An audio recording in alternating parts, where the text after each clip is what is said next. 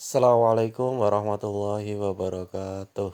Semangat pagi anak-anakku, siswa kelas 7 SMP Negeri 13 Surakarta. Gimana kabar kalian? Pak Guru harapkan kalian selalu baik-baik saja dan selalu dalam lindungan Allah Subhanahu wa taala. Sebelum memulai pembelajaran, sebaiknya kalian absensi dahulu presensi di Google Form yang sudah Pak Guru linkkan juga di Google Classroom. Pak Guru mengingatkan kembali, mohon untuk materi yang kemarin yaitu tentang kontrak belajar, mohon kalian baca lagi. Kemudian kalian beri tanggapan di kolom komentar bahwa kalian menyanggupi apa yang telah menjadi kontrak belajar dari kita. Setelahnya kemudian kalian mari sebelum memulai pembelajaran pada kesempatan kali ini kita berdoa terlebih dahulu. Kita membaca Quran surat Al-Fatihah. A'udzu billahi minasyaitonir rajim. Bismillahirrahmanirrahim. Alhamdulillahirabbil alamin. Arrahmanirrahim. Maliki yaumiddin. Iyyaka na'budu wa iyyaka nasta'in. Ihdinas siratal mustaqim. Siratal ladzina an'amta 'alaihim ghairil maghdubi 'alaihim waladdallin. Amin. Kemudian sebelum Pak Guru menjelaskan materi pada kesempatan kali ini, Pak Guru akan menjelaskan tentang meneladani ketaatan malaikat-malaikat Allah atau memahami tentang iman kepada malaikat-malaikat Allah Subhanahu wa taala.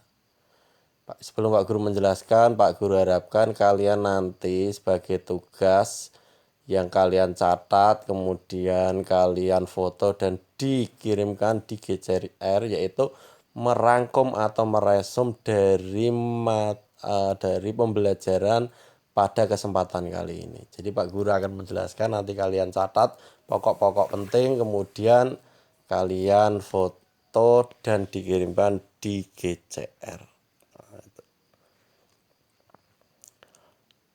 Yaitu kita akan memahami tentang iman kepada malaikat Allah Subhanahu wa taala. Sebelumnya di Quran surat Al-Baqarah ayat 30 Allah Subhanahu wa taala berfirman, apakah engkau akan menciptakan makhluk yang kerjaannya merusak dan menumpahkan darah, sementara kami senantiasa bertasbih dan memujimu. Allah menjawab, aku lebih mengetahui apa yang tidak kamu ketahui. Jadi malaikat bertanya kepada Allah, yaitu apakah engkau akan menciptakan makhluk yang kerjaannya merusak dan menumpahkan darah. Lalu Allah menjawab, aku lebih mengetahui apa yang tidak kamu ketahui. Ini menandakan bahwa sebelum Allah menciptakan manusia, Allah itu setelah menciptakan malaikat. Itu. Siapa atau malaikat itu? Siapakah malaikat itu? Sama halnya dengan manusia, malaikat juga termasuk makhluk Allah Subhanahu wa taala. Maha suci Allah yang telah menciptakan makhluk dengan berbagai macam bentuk dan keadaan. Meskipun tidak pernah berjumpa dengan malaikat, kita harus percaya karena iman kepada malaikat ini adalah termasuk rukun iman yang kedua setelah iman kepada Allah Subhanahu wa taala. Dalam Quran surat Al-Anbiya ayat 19 Allah berfirman, a'udzubillahi minasyaitonirrajim, walahu man fis samawati wal ard wa man indahu la yastakbiruna an ibadatihi wa la yastahsirun. Dan miliknya siapa yang di langit dan di bumi, dan malaikat-malaikat yang di sisinya tidak mempunyai rasa angkuh untuk menyembahnya dan tidak pula merasa letih. Perlu diketahui anak-anakku, iman kepada malaikat termasuk iman yang keberapa tadi? Yang kedua. Kemudian malaikat diciptakan dari nur ilahi. Nur itu artinya cahaya. Ilahi artinya Allah, cahayanya Allah. Maka malaikat diciptakan dari cahaya atau dari nur. Kalau manusia diciptakan dari unsur tanah atau materi tanah. Kalau jin diciptakan dari unsur atau materi api. Kalau malaikat diciptakan oleh Allah dari materi cahaya. Sifat-sifat yang dimiliki oleh malaikat. Yang pertama yaitu malaikat itu selalu patuh. Kalau manusia atau jin bisa patuh, bisa tidak.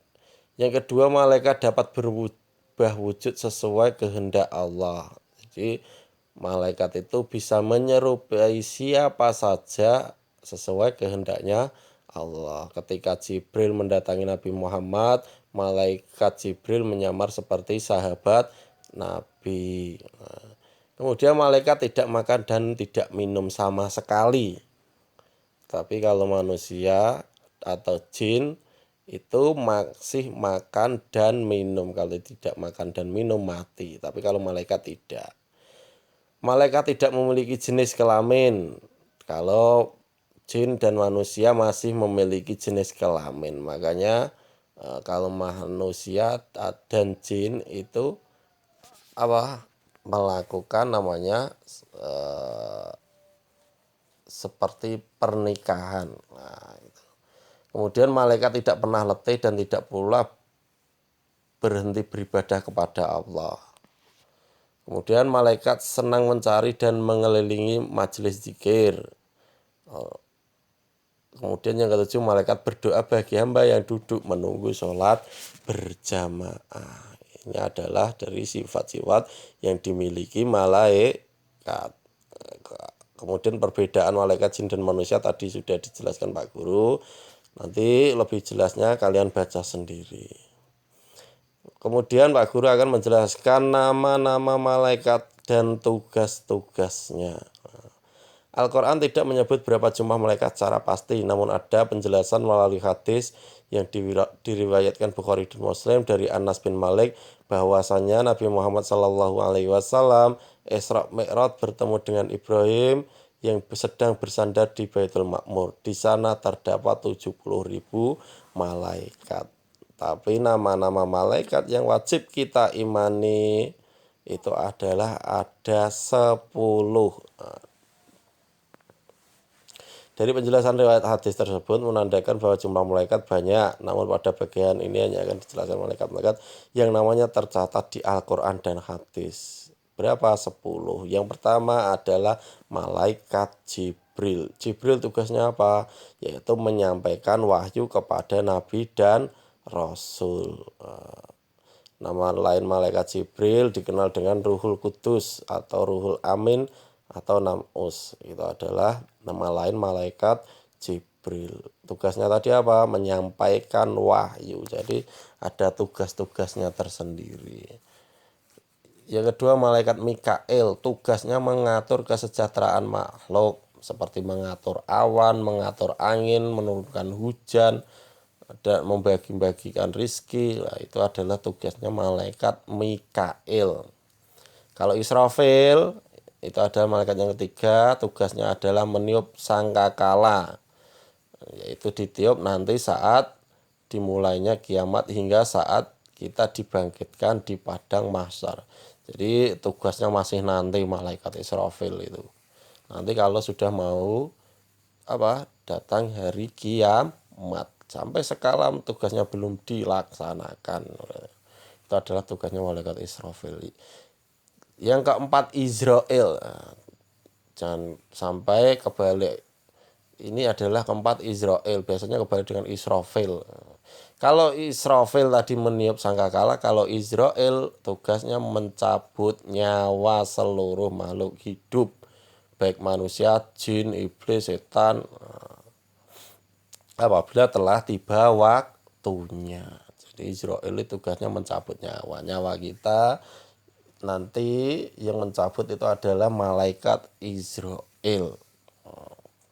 Yang kelima adalah mungkar dan yang keenam nakir. Itu tugasnya sama, yaitu menanyai orang yang sudah meninggal di alam kubur. Itu tugasnya mungkar nakir. Yang menyiksa orang di alam kubur itu adalah mungkar nakir, yang memberi kesejahteraan orang di alam kubur bagi yang suka beribadah itu juga mungkar dan nakir. Yang ketujuh dan delapan, rokib dan atid. Nah, itu tugasnya juga sama. Rokib yaitu mencatat amal perbuatan, dan atid juga mencatat amal perbuatan. Kalau rokib tugasnya mencatat semua amal perbuatan baik.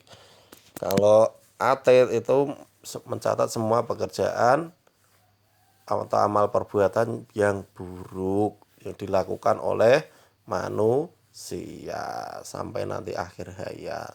Yang kesembilan, malaikat Ridwan bertugas menjaga dan mengatur kesejahteraan penghuni surga. Kalau Malik yaitu bertugas menjaga dan mengatur siksa atau azab bagi para penghuni neraka.